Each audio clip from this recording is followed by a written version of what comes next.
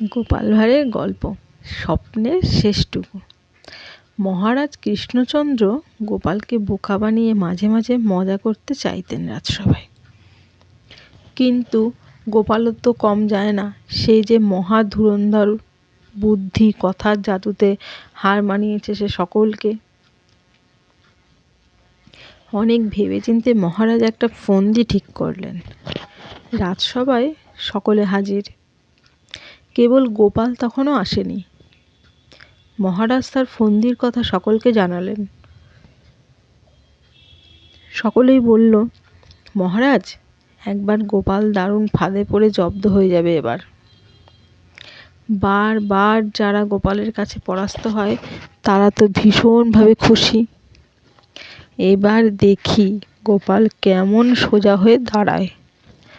মহারাজের নতুন ফন্দিতে কুপকাত হয়ে চিৎপটাং হয়ে যাবে, আর সোজাই হতে পারবে না।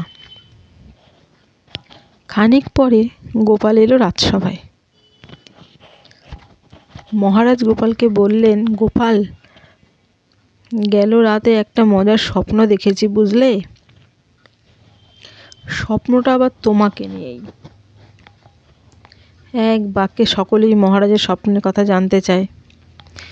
গোপালও বলল, বলুন মহারাজ, কেমন স্বপ্ন, এবং তার মধ্যে আমি আবার কি করছি? মহারাজ বেশ মজা করে তার স্বপ্নের কথা বলতে শুরু করলো। মহারাজ এবং গোপাল এক অজানা দেশে বেড়াতে গেছে।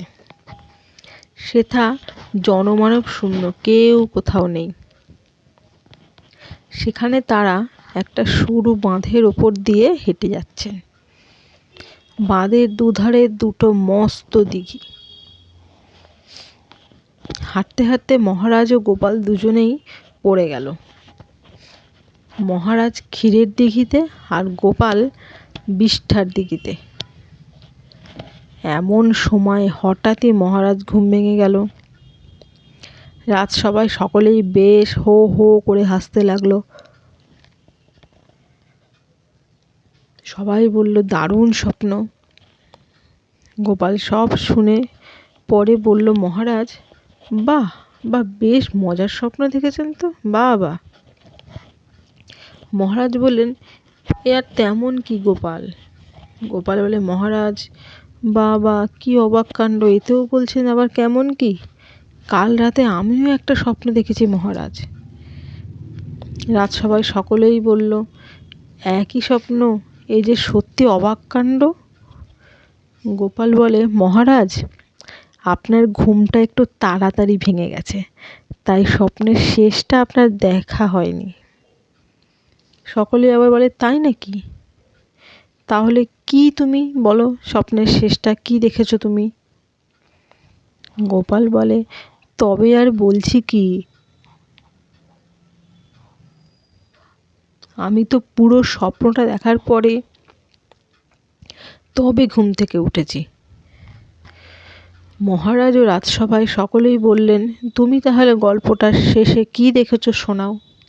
কি দেখলে স্বপ্নের লাস্টে তুমি? বলবো তো নিশ্চয়ই। গোপালের শেষে ভীষণ ভীষণ মজার শেষটা। দিঘিতে পড়ে যাওয়ার পর আমরা দুজনেই ডাঙায় উঠে এলাম। কোথাও এক ফোঁটা জল মিলল না। মহারাজের এবং আমার গা হাত সব চটচট করছে, সহ্য করাও যাচ্ছে না। তখন মহারাজই একটা উপায় বের করলেন। কি উপায় বের করলেন বলো দেখি গোপাল, মহারাজ কি উপায় বের করেছে? গোপাল বলল,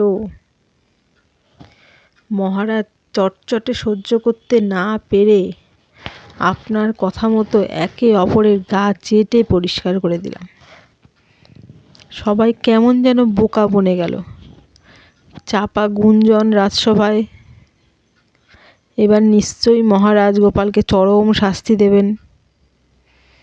অবাক বিস্ময়ে মহারাজ গোপালের দিকে কিছুক্ষণ তাকিয়ে থেকে বললেন, গোপাল, আমার কাছে উঠে এসো। গোপাল তৎক্ষণাৎ উঠে গেলেন রাজা মহারাজার কাছে। মহারাজ তার গলায় মোতির মালাটা খুলে গোপালের গলায় পরিয়ে দিয়ে বললেন, গোপাল, তুমি সত্যিই কথার জাদুকর।